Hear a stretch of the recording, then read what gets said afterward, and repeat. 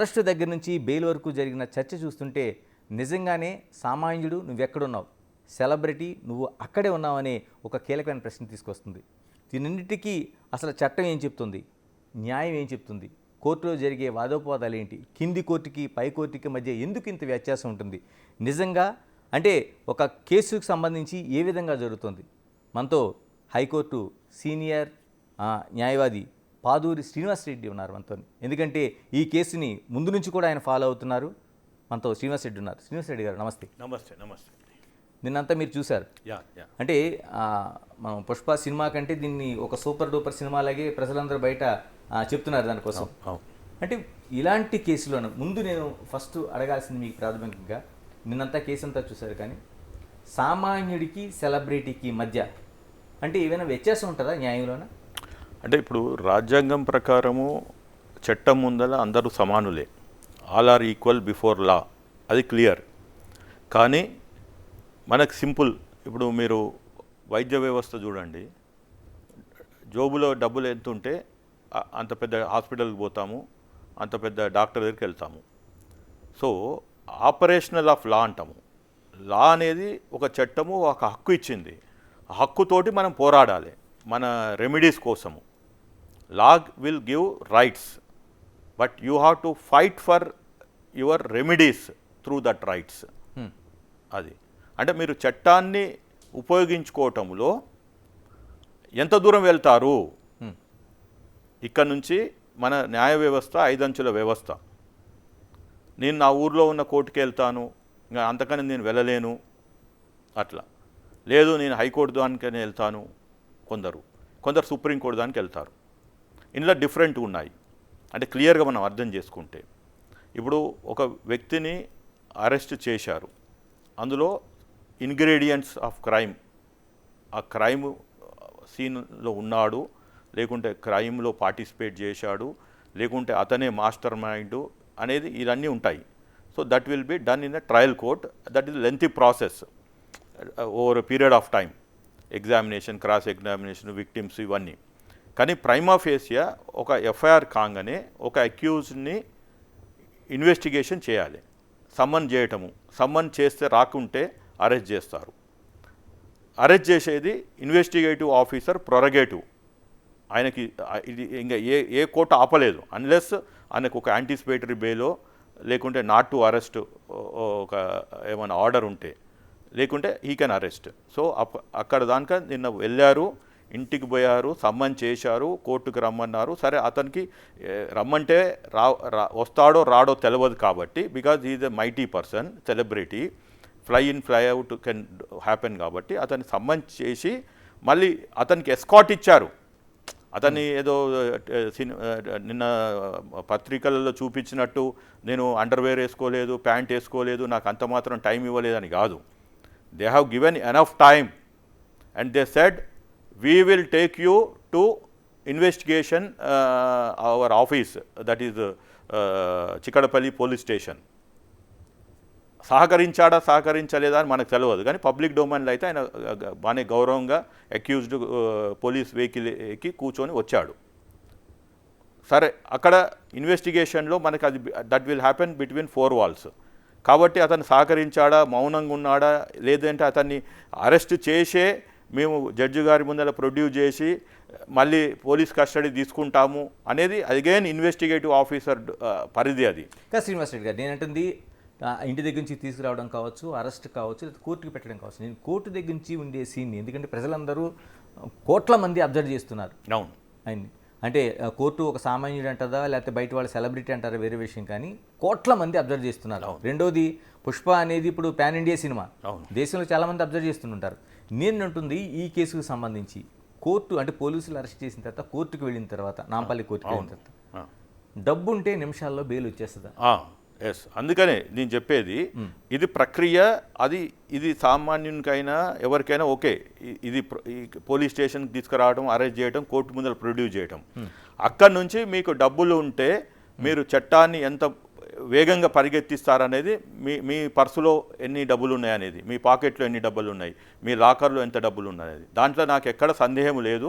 అక్కడి నుంచి పేదవాడికి పెద్దవాడికి తేడా వస్తుంది. ఓకే. ఇప్పుడు ఇంకా ఒకవేళ నిన్నగాక ఒకవేళ ఇక్కడ బెయిల్ రాకుంటే సుప్రీంకోర్టులో మూవ్ చేసేవాళ్ళు మధ్యరాత్రి, ఎందుకంటే వాళ్ళ దగ్గర డబ్బులు ఉన్నాయి. ఓకే. దేవుడు నాకు night itself or today morning. కాబట్టి ఇట్ ఈజ్ లా అందరికీ సమానమే, మళ్ళీ చెప్తున్నాను. కానీ ఆ న్యాయము, ఆ చట్టం ద్వారా న్యాయం తెచ్చుకోవటంలో మన జోబులో డబ్బులు ఉండాలి. ఆ డబ్బుల్ని ప్రాపర్గా యూటిలైజ్ చేసుకోవడానికి పెద్ద పెద్ద లాయర్ల కాంటాక్ట్స్ ఉండాలి. టైమ్లీ మనం ఆ లాయర్లని పెట్టుకోవడంలో సామర్థ్యం ఉండాలి. అంటే చట్టం అనేది అందరికీ సమానమే, కానీ డబ్బులు ఉంటే ఆ న్యాయం అనేది ఎంత త్వరితగతిన ఎవరికి పెట్టాలి జరుగుతుంది. అంటే పేదవాడికి అయితే ఒక ఆలస్యం డినే జరుగుద్ది, డబ్బున వాళ్ళకైతే తొందరగా జరుగుద్ది. Yes, correct. పేదవానికి డిలే అవుతుంది. ఇప్పుడు మీరు భారతదేశంలో పిట్టి కేసులలో కొన్ని దగ్గర లక్షలు, 3.5 లక్షల మంది అండర్ ట్రయల్గా ఉన్నారు. వాళ్ళకి ఎంత 6 నెలలు జైలు శిక్షనే ఒకవేళ వాడు ఒప్పుకుంటే కూడా. కానీ వానికి న్యాయం దొరకక, చట్టం తెలియక, వాడి ఎప్పుడొస్తుందో తెలియక అలా మగ్గిపోతున్నాడు జైళ్ళల్లో. అంటే ఏంటుంది న్యాయం, ఇప్పుడు నువ్వు ఏంటుంది చట్టం అందరికీ సమానం. ఇప్పుడు నేను ఏంటంటే అడ్వకేట్స్ కోసం మాట్లాడతాను. కాస్ట్లీ అడ్వకేట్స్, మామూలు అడ్వకేట్స్ అని ఉంటారా మీకు ఏమైనా? ఎందుకంటే అందరూ కూడా రాజ్యాంగాన్ని కావచ్చు, లేకపోతే మిగతాది పెనల్ కోడ్ కావచ్చు, ఇప్పుడు భారత శిక్షాస్మృతి కావచ్చు, ఇవన్నీ కూడా కామన్గా చదివేవే కదా. ఎందుకు మరి కాస్ట్లీ లాయర్ని పెట్టుకుంటే తొందరగా రావడం ఏంటి, లేకపోతే మామూలుగా ఉండే లాయర్ని పెట్టుకుంటే డినే అవ్వడం, లేట్ అవ్వడం ఎందుకు జరుగుతుంది? అంటే ఇప్పుడు వెహికల్స్ అన్నీ సేమేనండి, ఆల్ వెహికల్స్ సేమే. 4 గిల్లలు ఉన్నాయి, అన్ని కార్లే. అందులో మారుతి 800 ఉంది, BMW ఉంది.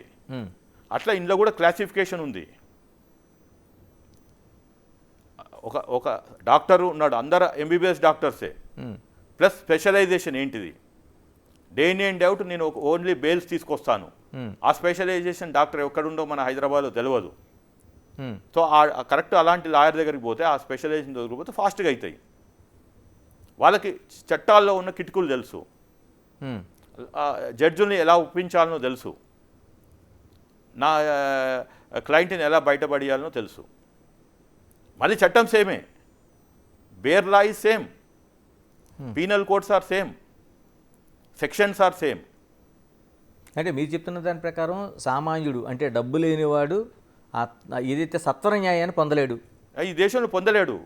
దానికే మనం ఏమంటున్నాం అంటే ఇండియన్ జ్యుడిషియల్ రిఫార్మ్స్ తీసుకురావాలి, స్పీడీ జస్టిస్ జరగాలి. లేకుంటే ఈ సామాన్యులకి ఈ దేశంలో న్యాయ వ్యవస్థ మీద గౌరవం పోతుంది. అండ్ ఇలాంటివి జరిగినప్పుడు ఇంకా గౌరవం పోతుంది. అరే అల్లు పలానా వ్యక్తికి ఫాస్ట్గా జరిగింది, మన ఓన్కి జరగలేదు, మనోడు ఇంకా బెయిల్, మన కేసు లిస్టే కావట్లేదు అని. అంటే మీరు అన్నట్టు డబ్బులుంటే న్యాయం దొరుకుతుంది, ఈ దేశంలో డబ్బులు లేకుండా దొరకదు అనేది ఓవరాల్ ఎస్టాబ్లిష్ అవుతుంది. అంటే నిన్న అల్లు అర్జున్ సంబంధించిన మన కేసు తీసుకుంటే నాంపల్లి కోర్టుకు వెళ్ళింది.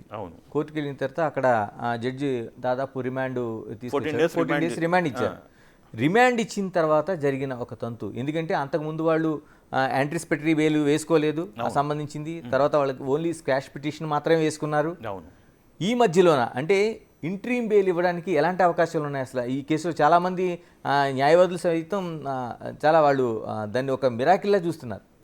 అంటే వాళ్ళు ఏం చేశారు అంటే ఒక క్వాష్ పిటిషన్ వేశారు, అది 11వ తారీఖు డిసెంబర్ నాడు. ఎలాగూ వాళ్ళకు కొన్ని వచ్చాయి ఇన్ఫర్మేషను, అల్లు అర్జున్ని మేము పోలీస్ వాళ్ళు సమ్మన్ చేస్తారు, ఇంకా సోషల్ మీడియాలో, ప్రెస్లో, తర్వాత ఇలాంటి సామాజికవేత్తలు వీళ్ళందరూ కూడా ఒక ప్రెషర్ క్రియేట్ చేస్తున్నారు. మిగిలిన వాళ్ళని, చిన్న వాళ్ళని థియేటర్లో ఓనర్నో లేకుంటే అక్కడ ఏదో అది ఏంది మేనేజర్లనో ఇంకెవరినో చిన్న వాళ్ళని అరెస్ట్ చేశారు, ఈ పెద్దవాడిని వదిలేశారు అని వచ్చి ఎలాగ ఇంకా సమ్మన్ చేస్తున్నారు అని చెప్పి వాళ్ళు ఏం చేశారు, క్వాష్ పిటిషన్ వేశారు. క్వాష్ పిటిషను అది ఇంకా అడ్మిట్ కాలే, మోస్ట్ ప్రాబబ్లీ మండే అడ్మిట్ అవుతుండొచ్చు 16వ తారీఖు.